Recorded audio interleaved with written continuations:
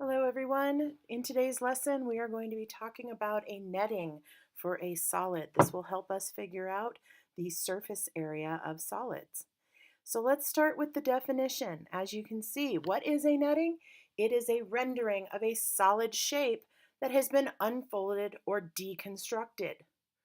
All surfaces are attached to at least one other surface, and I've got a video here that I want to share with you. Bring that up, and you'll see that this is a netting. There you go. The box has opened itself up into a two-dimensional object.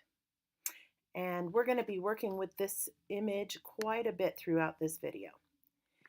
All right, so what is the purpose of a netting? Why use it? Well, first of all, it enables visualization of all surfaces and dimensions.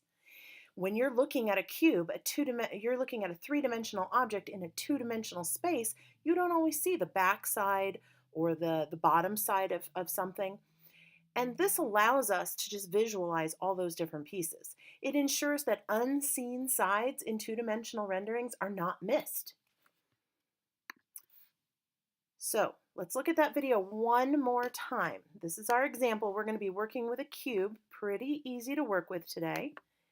Let's get that one more time. Let's watch that video. There you go. So we take the cube in its three-dimensional form. We essentially unfold it into a two-dimensional net. Nettings can take on slightly different patterns as long as all surfaces are represented in the rendering.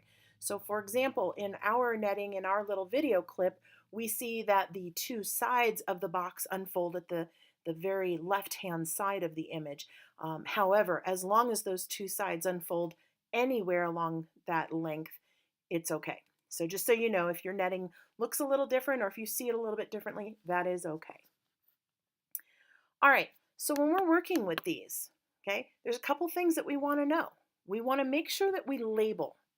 Once a netting is complete, you want to make sure you label all the edges with not just value, but also precision, because sometimes these are not drawn to scale.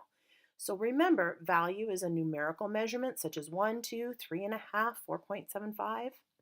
Precision then talks about the measurement scale that we're using, millimeters, centimeters, inches, and yards, just to name a few. And you can see that I've broken down and I've pulled out some of these different colored squares from our netting to give you an idea. And because it's a cube, I know that all sides are the same, so therefore 1 centimeter by 1 centimeter, maybe 3 inches by 3 inches, or maybe it's 5 feet by 5 feet. Whatever your label is, again, just make sure that you have your value in a numerical measurement and you have your precision in your measurement scale. All right, once you have that, and I have, again, you'll see that I have examples here again, you can start to calculate your surface area. So each surface can have its own area calculated now. So for example, if the entire cube was in the light blue color, we could see that each side or each surface would be 1 centimeter by 1 centimeter, because the standard formula for a cube or for a square surface is length times width. 1 times 1 is 1 centimeter. And again, labeling matters. We have that squared because this is surface area is squared. 2 dimensions, squared. All right, if the entire image were the dark blue size, we could see that 3 by 3 inches would give us 9. 3 times 3 is 9. Length times width is 9. And again, inches squared, 2 dimensions, is squared. And finally, for our last example today, the red square, if, for example, we had a completely red cube, we might have 5 feet by 5 feet for a total of 25 feet squared. And that is per square. So now, what do we do once we know one of our surface area, all of our surface areas? Well, we can start to put them together. Let's look at how that will work.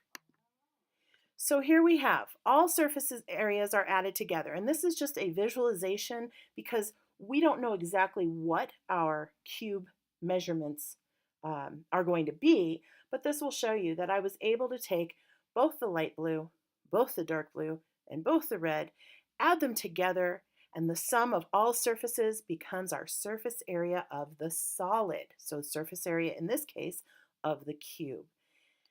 All right. So as you practice these, here's what you need to know.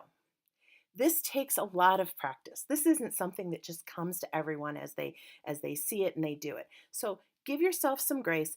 Give yourself plenty of time to practice on different solids. All right. Some of these solids can be more complex. We can get rectangular prisms. We can get triangular prisms. We can get pyramids. There are lots of solids out there, but the process will remain the same. Peel it open, unfold it, open it up, create your net, and you will be just fine. Follow your step-by-step process from this video, and that will ensure your accuracy. Thanks for watching, and let me know if you have any more questions.